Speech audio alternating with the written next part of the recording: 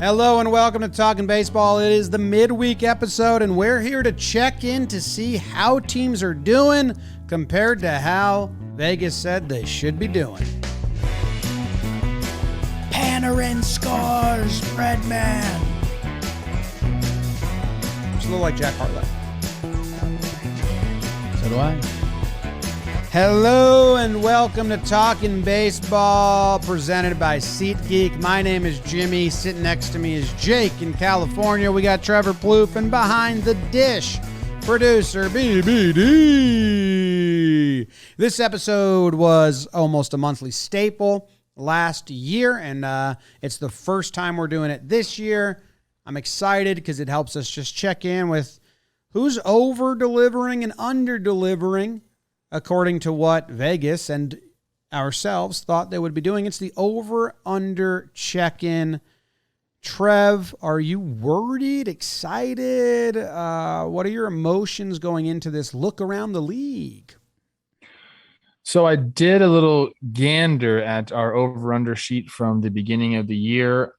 I did not look at the sheet that we have now in front of us, which has like the predictions and like what people need to go to fulfill the over-unders. So I'm kind of in the dark as to how we've done. I think last year, if I'm not mistaken, I think Jake took the title. Is that right? I think I had it throughout the year, and then like last month of the season, I shot the bet, I'm pretty sure. Yeah, Trev, you did. You got 17 right last year. I got 15. Jake got 13. Did I know that and just tee it up? Maybe, but Wow. Listen. Wow. We this isn't blind. I guess it is blind. We do research, we do the TPP. So a lot of the stuff that we predict, I think it's more informed than other stuff you're going to see. And hopefully this shows that. I'm not sure if it does, but I like to think that. Jake, what's up, bro? Trevor, James, BBD, everyone and their pets. Hope you guys are having a fantastic day. I'm doing well. I'm excited to get in here.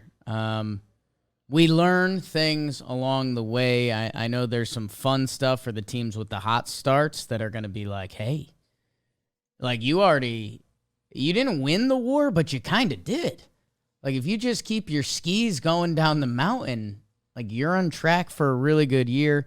And it might be funny to see teams that maybe we've been overreacting or underreacting to that may be right on pace of what we expected. So excited to go in there and excited to see, I kind of mentioned this last episode. We just hit the point where, like, I think the train's out of the station. The season started. You're in, you're out. You had a bad start. You had a good start.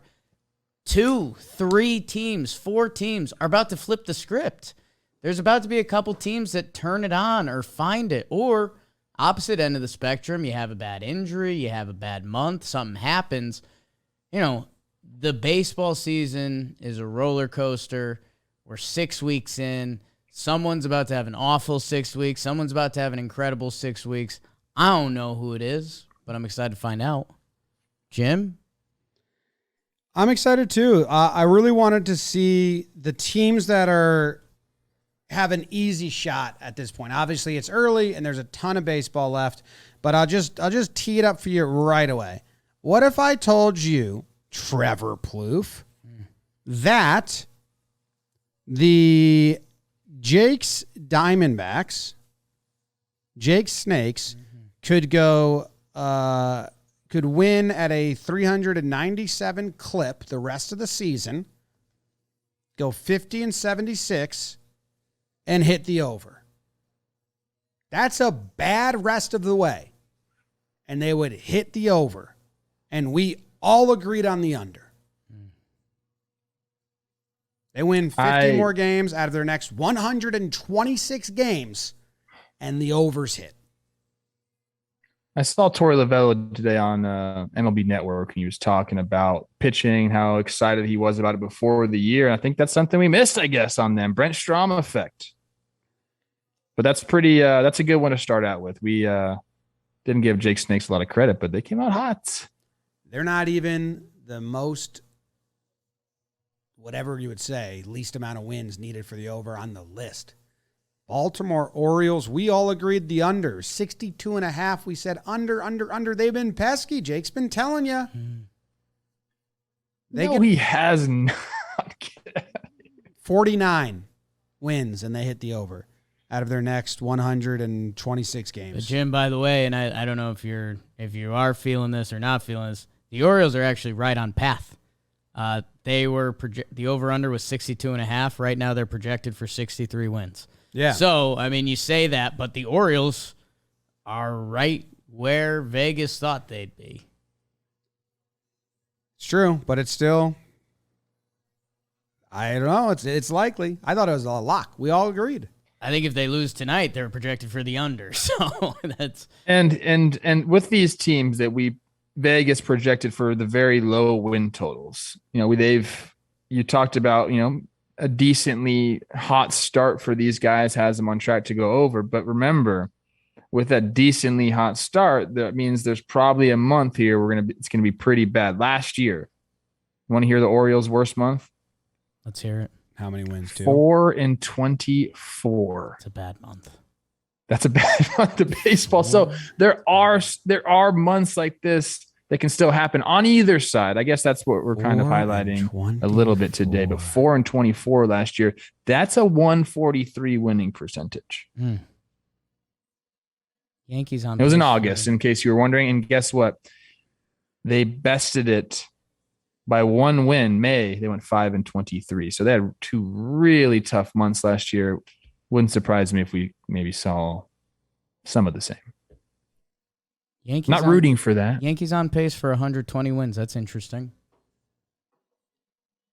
Probably feels low, but lock that up. Feels low, but hey, I think we're doing pretty well as a unit. When I started counting, I think we had a lot of teams we all agreed on. 1, 2, 3, 4, 5, 6, 7, 8, 9, 10, 11, 12, 13, 14, 15, 16 teams that the three of us all agreed on the outcome.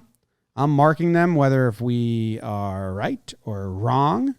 And near the top here. Yeah, I see you on the sheet here. You're about to get all reds. Yeah. So let's see. 1, 2, 3, 4, 5, 6, 7.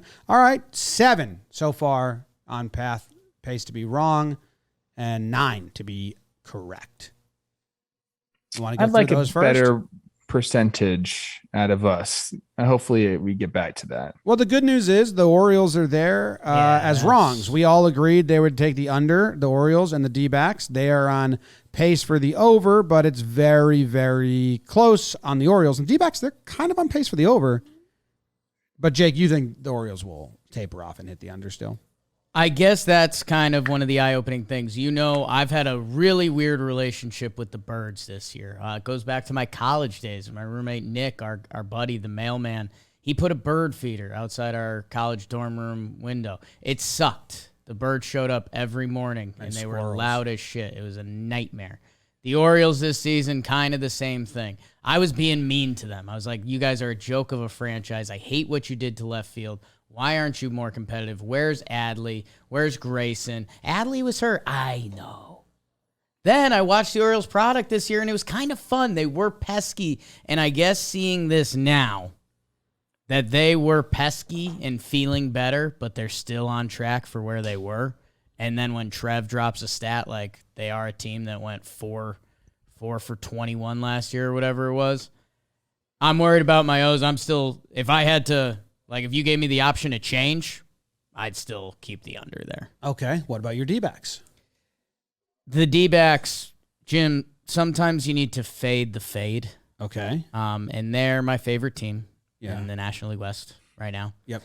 And they brought in Brent Strom. Favorite team. Pitching guru. In the National League West right now. Okay. All right. Let's think about this. I actually just posted a picture that proves I've been a D-backs fan for life. You'd like it. No, the D-backs, and I think this is one of the fun conversations. So they're off to a 500 start. Now, we do have to be nervous, right? Like, we've seen a lot of teams. The Mariners always jump out before this Mariners, actual good run. They had that Edwin Encarnacion team that got hot, and then the wheels just fell off. It doesn't feel like that with the Snakes. You're still scared of the NL West. Like, let's be honest. If they run into some Dodgers-Padres series, they could be having a tough time. They are getting incredible pitching performances that if their pitching stands anywhere in this realm, they're going to be like a 70-win ball club. And good for my Snakes with their over-under coming into the season was 66.5. And we all said under. I mean, I don't know what you guys James, you and I were nice enough to say, well, we hope they don't lose 100 games, though. Yeah. Jake wanted them dead. Yeah, he wanted them to just be dead. No. Yeah. It was the fading the fade. It's like if I win the bet, then I win money. But if they go over the bet, that means my Snakes had an incredible season. Okay. And that's what they're on track. We'll move up the list here a little. The Colorado Rockies, 68.5 was their over-under. We all agreed over. We thought they had some fight in them. They are 17-18 right now, but that has them on pace for the over by 10 games. Decent. They would need to go 52-75 the rest of the way to hit the over. Think that's doable.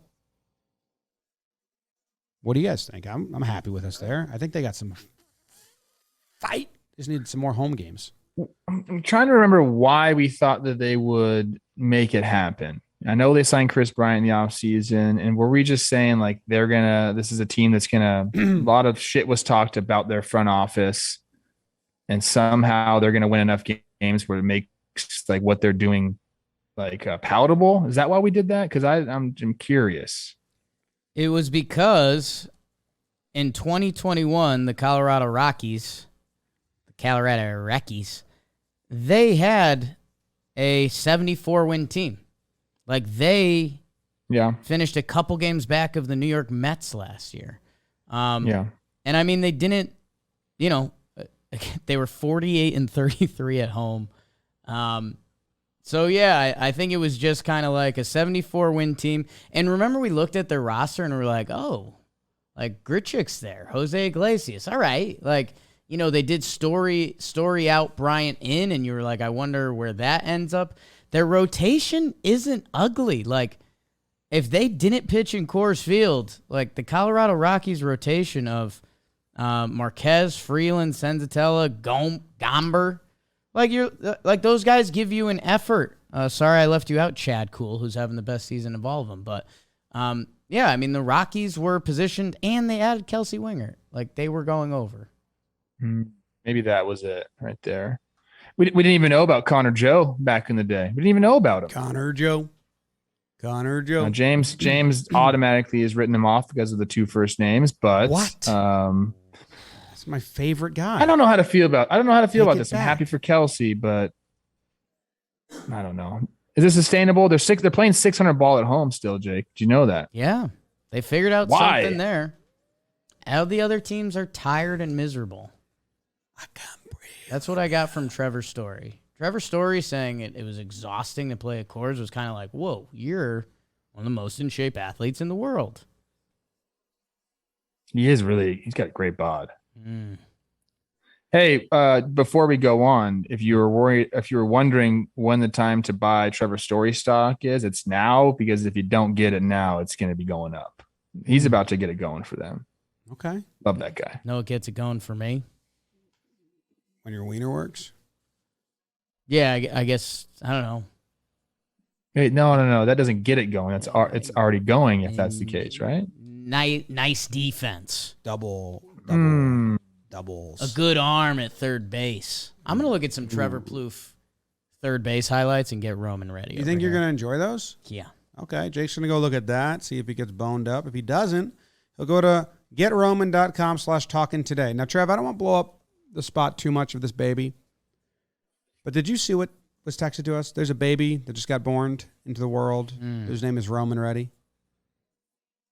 There's a last first and the middle name. Roman. First name is Roman. Middle name is Reddy. Could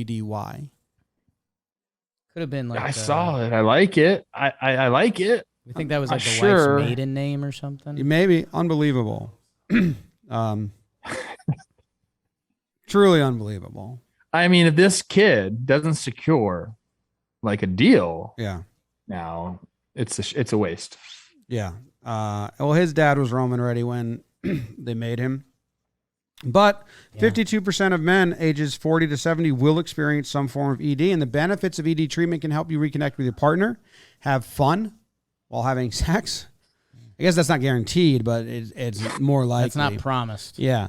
A U.S. licensed healthcare professional will work with you to find the best treatment plan. If medication is appropriate, ships to you free with 2-day shipping. It's straightforward, convenient, and discreet. Just go to GetRoman.com/Talkin, complete an online visit. Take care of your ED without leaving your home. Complete an online visit today to connect with a U.S. licensed healthcare professional and take care of it. The code is GetRoman.com/Talkin, $15 off your first month of ED treatment if you're prescribed. So I'm looking at the bottom here. Every team that was projected to win less than 70 games. Trev, you have your hand up? I don't think we can say for 100% certainty that the dad was Roman ready, because I believe there are times that can you make a baby not fully ready? Yeah. Mm-hmm. Yeah. I'm not sure. Yeah, for sure. Okay. Every team that was projected to win less than 70 games is on pace for the over, and I think that might be some funky math because we've played so few games. You'd have to be really bad. Say that again? Every team that was projected under 70 wins is on pace for the over. Gotcha. The Pirates, the Rockies, the D-backs, and the Orioles. Yeah. They're on pace for the over. But there was a team projected for 70.5 wins, and they're on pace for the under. And I'm a little surprised. I didn't realize things were going this poorly. Must be the last couple games. I know they just lost a 3-game set. The Oakland Athletics, they are on pace for the under right now. They've won 15 games. They've lost 23. Yeah, I think the last couple series really twisted that. They just lost 3 in a row. That probably hurts them in this tight percentage game. Tight percentage game, yeah. And yeah, they had a little funk there. 1, 2, 3, 4, 5, 6. They had a sneaky 9-game loser in the middle of their season. Damn. But yeah, outside of that, they've been an okay product. But yeah, I took the over on them just to kind of buck you guys, because I was like, I don't know, Oakland, they put out a decent product sometimes. It really hasn't been there. Their offense is last in the league in a lot of things. They're triple slashing last in the AL, which is bad. And I guess why I kind of got excited is they're pitching. Their pitching's always kind of played. They're 6th in the AL. They're just getting nothing offensively right now. And tick tick tick tick tick. When does Frankie Montas watch start? Tick, tick, tick, tick, All right, it's already started. Here's an interesting stat for them. A couple different ones. At home, we know what's going on with the lack of attendance there. A lot of people are saying it's an FU to the ownership. They're 5-13 at home. That's not what you want to be at home. Usually you want to feel good there. 5-13, not it. And another fun stat: they're not good in 1-run games or blowouts. 3-7 in 1-run games and 2-5 in blowouts. A blowout meaning 5+ runs separating.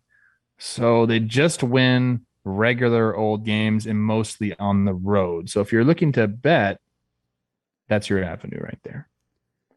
Regular games on the road. Okay, that's a great betting advice. The Rangers, they were a pretty low projection from Vegas, and they're on pace for the under. Also have only won 15 games. We all agreed it was the under. It was set at 74.5. We didn't think it was this year for them yet. They would need to win 60 more games, and with the Angels playing good ball, and I think the Mariners being ahead of them, as well as the Astros being the Astros, I just think that is going to fall short. Sorry, Texas Rangers. They've been okay in May. 8-5 in May. Not good in 1-run games, which kind of makes sense. We knew that the pitching wasn't exactly there this year. And Simeon, Marcus, you're a stud. I need you to remember that. Go do your thing, playa.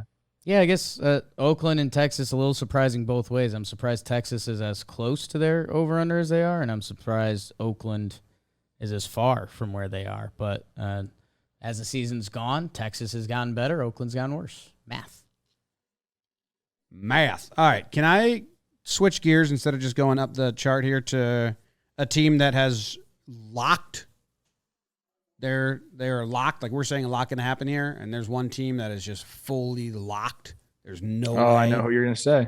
I know it. There's just, I will, sever a limb. The Cincinnati Reds have not won a 10th game yet. They are 9-26. They had their over-under at 74.5. We all agreed, no way. Yeah. That's the under. We're the smartest guys in the room. They're on pace for 41 wins. They would need to go 66-61 the rest of the way. So they lose. Yeah, it's the under. That's locked. And we're all smart. The first lock of the year, we get it right. Go us. Yeah, I mean, I'm pretty happy with that. I'm glad we did the turkey math on that to all land on the under. Because you're right, Jim. I mean, if you had to pick two teams that are locked, I mean, the Cincinnati Reds are one, and then it's kind of the New York Yankees. But I would, you can't. But that's you tough. Losses are harder. You can't make up losses. Like Right. They have lost 26 games yeah. in such a short window. So yeah, They went 1-21 recently in a 22-game stretch. That was middle of April, beginning of May. That's 1-21. Yeah, the next closest for me would be the Tigers, who they would really, really need to turn it on. They had them at 77.5 wins. I took the over. I thought Hinch and Baez and I don't know if we did it before or after the Meadows trade. I just thought they'd have some spunk and spark. Trev, you took the over. Jake, you took the under. Good, you looking good there. They're on pace for 58 wins. I mean, they're not locked, but might put a fingernail on the line. I said 500 for sure. I thought there was going to be a weak AL Central. I thought some of the young guys, the starting pitching might take a step forward. I like the Javi Baez signing. But yeah, it hasn't happened offensively. Spencer Torkelson hasn't done it. Really, nothing's gone right for them. I could see them going on a little run, throughout the season. But to get to that, the over is going to be pretty tough. Need a good month to make it tight. They kind of did the same path last year with the bad start and bounced back. We'll see if they've got a little bit of that formula. There's another team that has what a that start. formula that's hoping for that, and that's the Atlanta Braves. Yeah. The Atlanta Braves, to hit the over, need to go 75-51 the rest of the way. That's a 595 percent winning percentage.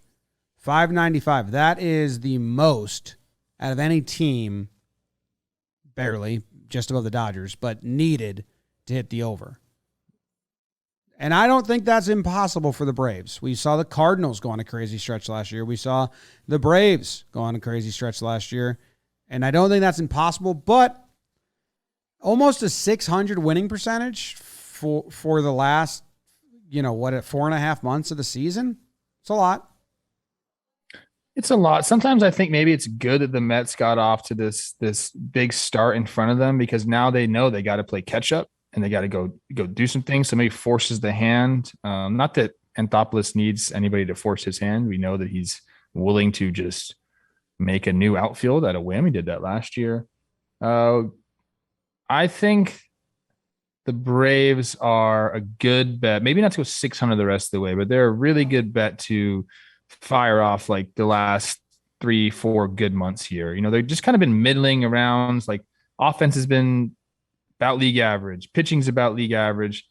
They just need to get everyone kind of on the same page, feeling healthy again. I think Rosario, I know that he only came in at the end of last year, but I think having him around is good for your team. Acuna back kind of like battling a groin issue, like put him on the IL, get him healthy. Like I wouldn't worry about the May if I'm the Atlanta Braves, knowing what we knew, what they did last year, like let's go get everyone healthy and then get everyone ready for the stretch run. I think there's a good run of baseball on this team for sure.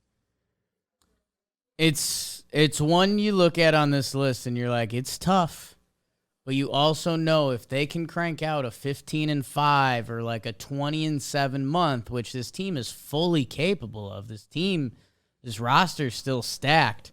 They just haven't shown any signs of it yet. So I don't know. I mean, they pushed it almost as far as they could go last year. They hit the trade deadline. They're right around 500. I mean, our Peter Moylan, who covers the Braves, said, they had 2 series there where if they won them, they'd be buyers. If they lost them, they'd be sellers. They won them, they were buyers, and the rest is history. So, yeah, I mean, they're playing with fire a little bit, but also they've still got the horses in the back that it feels like it's going to happen at some point this year. I think it's just going to be a question: is it June? Is it August? Is it September? September.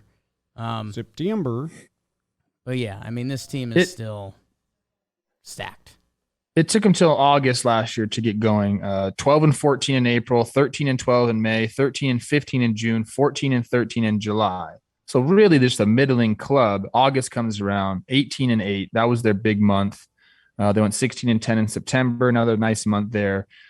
So yeah, I mean, Twitter and the Braves. Like I follow a few people there, Braves Twitter. They're not happy right now. And I get it, but I think that they should, learn from the past a little bit of patience with this team. I think it's kind of expected, man. You win the World Series. We were hoping they, weren't going to be hung over from it, but if you saw the parade at all, you knew they're probably going to be hung over. A little bit. Eddie Rosario got laser eye surgery? Yes. So he's going to hit 700 when he comes back. I need to get that. That's wild. One time I was struggling in AA, and I swore it was not my fault. It was just my eyes. So I went to the optometrist, and he's like, your eyes are perfect. So find another reason why you suck. That stinks. I was really hoping he was like, dude, there's a cornea, or what do you get in your eye? Astigmatism. But there wasn't. So it was just me not being good. I'm going to go through some teams projected to win more than 100 games right now on pace. The Dodgers on pace to win 104 games. They're gross. You're the only one that took the over there, James, at 97.5. I just said, how the heck can teams win that many games that year in and year out? But you were on it, James.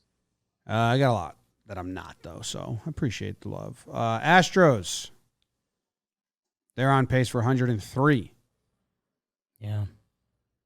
That's a tough one for you, Jakey boy. You took the under there. That was 91.5, and you were – what happened? My Mariners are kind of letting me down. I mean, I was drinking the Halo Kool-Aid. Even got you guys on the bus for that. But, yeah, I mean, Seattle kind of currently throwing up a little bit of a dud-a-roo this season, which I don't like that. Less tie France, more win France, Ooh. That's a good one, Jake. All those ties, Trev. Yeah. Trev got it eventually. Figured it out.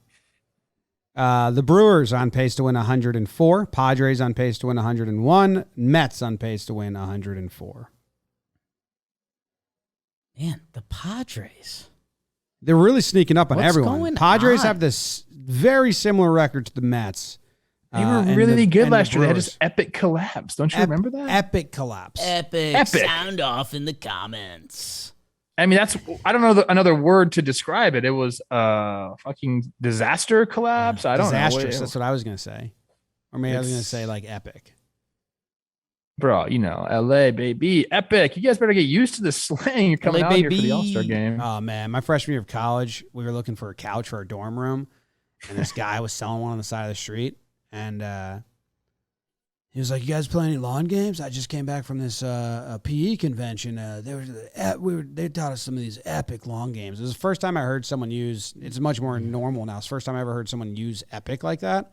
And I just was like, "What the fuck are you saying, dude? Epic lawn games?" But now people have used epic, in non-epic terms.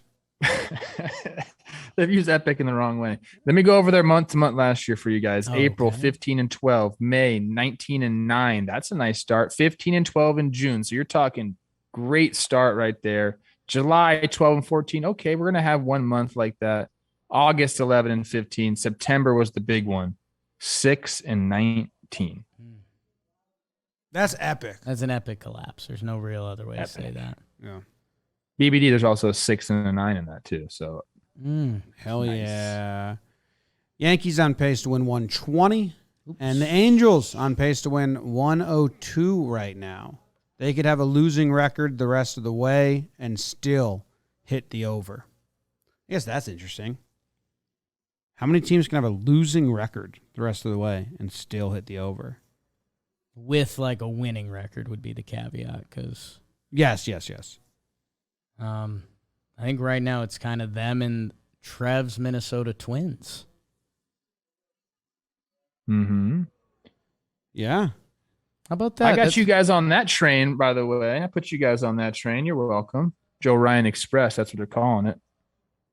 I think you got us on that train. Thank you, Trevor. I think we also talked ourselves into like they were going to go to it. It was their front offices like last year of their contracts or some shit. And we were like, yeah, let's go. We did that before the Gary trades and the Geo trades and all of the trades they made. We did that thought process. We were like, wait, Trev told us that if the GM doesn't make moves or have a good season, like he's out. So he's going to just fucking do some weird shit to try and throw it at the wall. And that is how you convinced us. That's correct, Trevor. Thank you very much for convincing us.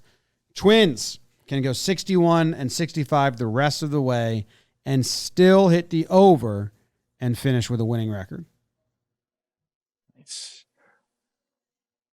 Where was your guys' biggest miss on this? I'm kind of looking at mine here. If you got to redo one pick, which I think the Mets. I took the under. I said they were going to win 89 games.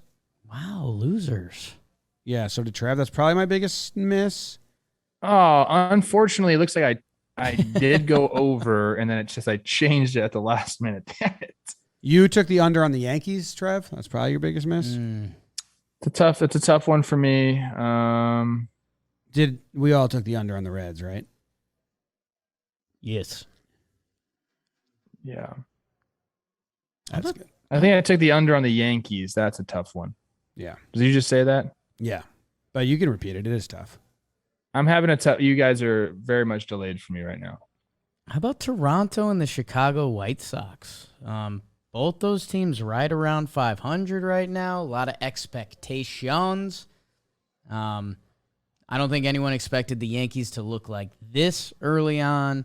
The Rays are going to raise. Like, do we even need to look at their over-under? I'm assuming they're projected for the over. Blue Jays are on pace for the under? Currently, yeah. They've gone through a little bit of a funk lately. Them and the White Sox, a lot of talent. Man, that Blue Jays app, all I did was say how good I thought they were and how they're the most stacked like lineup. But I also said it's very hard to be the favorite of the offseason and also like a young team. People were so mad. So mad. They were the team of the offseason where if you had any inkling of doubt, people were just like, you're a hater. Like, it's hard. It's hard. Baseball's hard. It's a hard sport. Watch Trevor Plouffe's 2015 highlight reel that I watched to get Roman ready. Baseball's hard. There's only one defensive play in there. Wasn't electric, I'm going to be honest. Well, the hits were electric. Type in defensive highlights. Yeah, bro. I mean, I think I made a few plays at least. I don't know. I wasn't trying to be flashy out there, dude. Me and DJ, Jeets, we were just trying to get the play made. Yeah. Close your eyes. Close your eyes easy. and remember your best play. What is it? You think on it. Think on it while I tell everyone in about 2015. No, in your whole career in Major League best defensive play. Think on it while I tell everyone about the athletic greens they can be consuming to become as athletic as Trevor Plouffe. What is this stuff? Well, with one delicious scoop of AG1, you're absorbing 75 high-quality vitamins, minerals, whole food source, superfoods, and probiotics to help you start your day right. This special blend of ingredients supports your gut health, your nervous system, your immune system, your energy, recovery, focus, and aging. All the things. It's lifestyle friendly, whether you eat keto, paleo, vegan, dairy-free, or gluten-free. Athletic Greens uses the best of the best products based on the latest science with constant product iterations and third-party testing. With Athletic Greens, you're invested in an all-in-one nutritional insurance. To make it easy, Athletic Greens is going to give you a free 1-year supply of immune-supporting vitamin D and 5 free travel packs with your first purchase. All you have to do is visit athleticgreens.com/baseball. Again, that is athleticgreens.com/baseball to take ownership over your health and pick up the ultimate daily nutritional insurance. So I know we love you, Athletic Greens. This is a little more Roman than Athletic Greens. I found a better highlight reel. We just got a Trev grand slam off of Oakland pitcher. Oh, Sonny Gray. Sonny Gray. Whoops. You hanging out, bang it, Sonny. Yeah. Don't leave that thing up there. And then Quit hogging them. I saw a defensive play I liked. I mean, it was What's the name of the YouTube? Trevor Plouffe, 2015 Twins highlights HD from the Oakland fan. And yeah, I mean, my guy's just kind of diffy, dude. Making plays behind Gibby. Made a nice play behind Trevor May. Whoops, little taste. You guys are making fun of me right now. I feel like I'm getting yourself. made fun of right now a little bit. This is awesome. I think you asked me to think my best defensive play, and I love when the episode turns to me. You're so thick, dude. I made a play going Who's into this jump the you seats. just took deep? Shaw? Get out of here. Trev, you fucking hammer this homer. 2-2 game in the 11th inning. Yeah, walk off. Yeah. 3-1 pitch from Shaw. He goes little like slider on you. 3-1. Cutter, yeah. You hammer it. Don't look at the ball at all. Just immediately look to your boys in the dugout. Yeah. And you're thick as shit. So thick.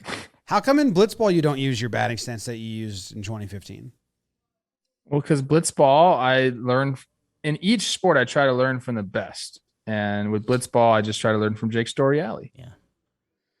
So he's my inspiration there. I appreciate the love, guys. You know, I think Trev was a good ball player. Not the best ball player, but he was a good ball player. Eat shit, Shaw. That's what I say. Oh, here's a defensive highlight. 1st and 3rd, slice down the line, falls to your butt, come up, go the long way to first.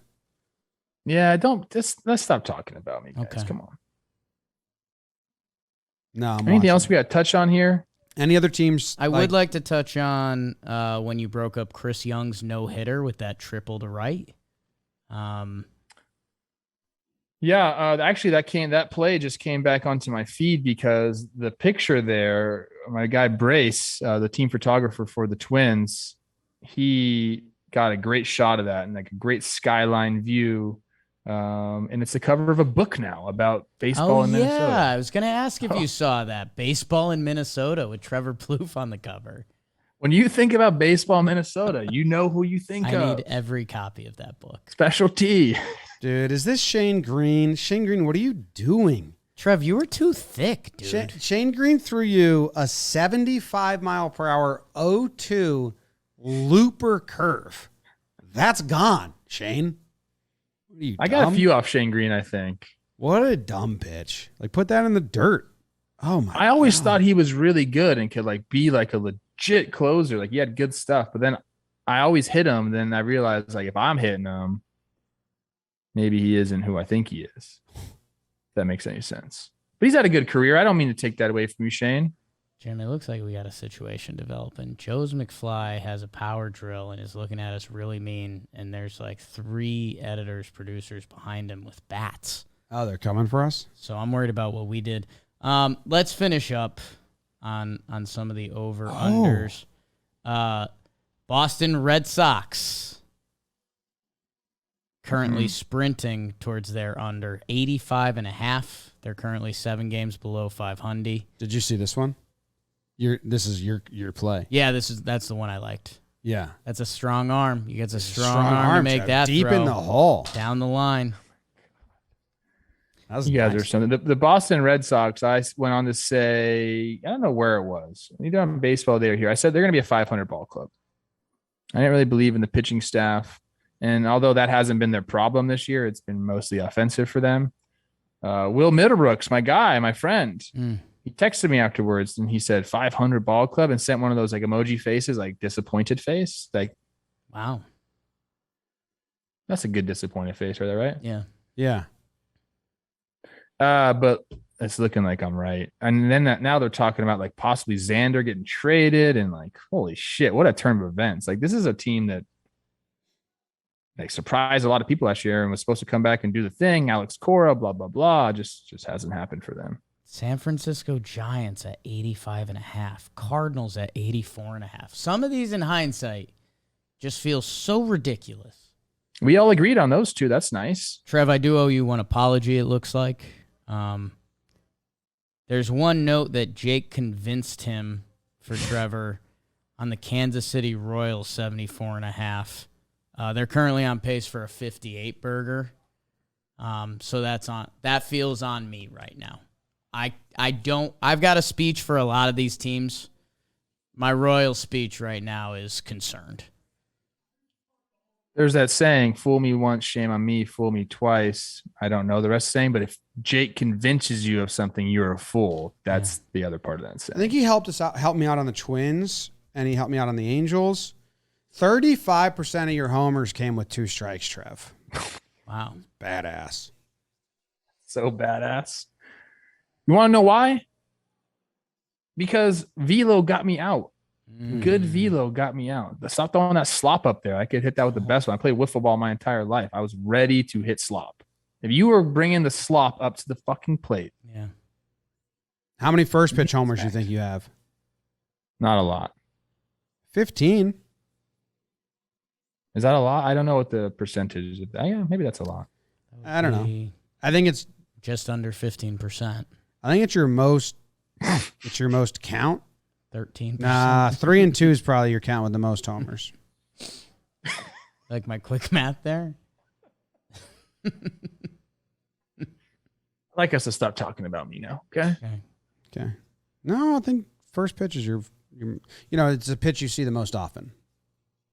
You definitely are going to see it first. Every pitch. single at bat has a first pitch. Not everyone has a full count. Yeah. So, way to go, Trev. What did we learn today? You. We learned that the Reds have locked the under. The Mets, Yankees, Dodgers have, I think they'll hit the over pretty easily. And the Braves have the hardest path to reclaiming the over. They got to go 600 the rest of the way. Also that the off season is just, who cares? Like, yeah, you want to sign good players, but you got to come play ball. Whoever wins the off season usually doesn't win the season. That's a nice stats that exist that don't matter thing. You should go back into Twitter sphere or whatever, see if you can search certain time frames and say who won the off season. Well, the Blue Jays did it in like 20. The R.A. Dickey trade. They did a bunch of other trades that year too. The Blue Jays. The Mets won the offseason the year before or this year? Mets could have won it this year in the NL. Sure. The Marlins, when they got Burley and... Yeah, you should probably do it both sides. It should be an AL and an NL winner. The Marlins definitely had a year where everyone hopped on them. It was when they got Burley and some other people. I forget who. Jose Reyes. Everyone was all over them, and they didn't do good. They only signed them to sell the team baseball. The Adrian Gonzalez. That was a big trade to the Dodgers. Carl Crawford year Nick for the Punto for the Red Sox. That was a team that quote unquote won the offseason, and it did not work out.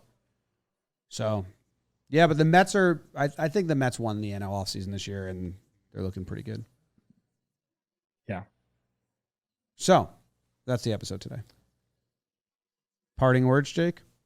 I guess I was going to do a who do you think's going to flip the script next, and I mean, you start looking – Flip the script! You start looking Phillies, Mariners, Jays, White Sox. Those would be kind of your winning type teams. And now all I can think of is I want to hear Nick Punto stories, so I don't know. All right, that means we're going to end the show. I got a lot of them. Not also, I watched Nick a Punto show today story. called High Heat. Oof. What a show. You and Mad Dog beefing again, dude? Golly. I don't want anything to do with that guy. I've been watching more MLB Network lately because I'm just, get my baseball fill, and that show came on. It was like, You know what I watched to get my baseball fill? Baseball Today, Chris Rose, Trevor Plouffe. Wow. Monday through Friday. That's love. well, the truth is I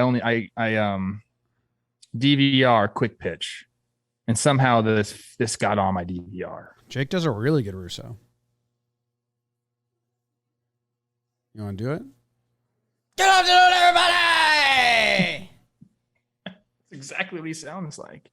Jomboy, I don't know if he's a job. Is it boy? He said Joe DiMaggio didn't have a hitting coach. Jake sucks. Dude, he probably did though.